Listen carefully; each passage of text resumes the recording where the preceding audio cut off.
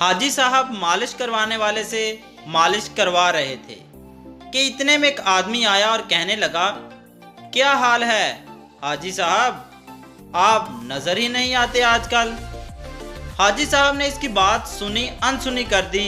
वो बंदा कहने लगा, हाजी साहब मैं आपकी साइकिल ले जा रहा हूँ। वो साइकिल मालची की थी। काफी देर हो गई तो मालची कहने लगा, हाजी साहब आपका दोस्त नहीं आया अभी तक मेरी साइकिल वापस लेकर। हाजी साहब बोले, वो मेरा दोस्त नहीं था। मालची बोला, मगर वो तो आपसे बातें कर रहा था। हाजी साहब बोले, मैं तो इसको जानता भी नहीं हूँ, मैं तो समझा था वो तुम्हारा दोस्त है। मालची बोला, हाजी साहब मैं गरीब आदमी हूँ, मैं तो लुट गया। हाजी साहब बोले, अच्छा तू रो मत, मैं तुझे नई साइकिल ले देता हूँ, तुम साइकिल वाली दुकान पर जाकर पसंद कर लो। मालची ने एक साइकिल पसंद की और चक्कर लगा कर देखा।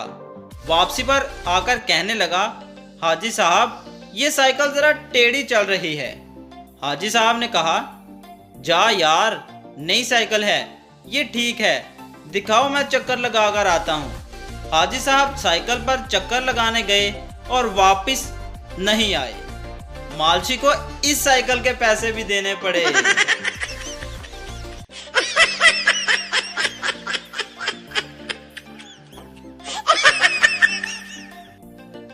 तौबा अस्तगफार, तौबा अस्तगफार, तौबा अस्तगफार।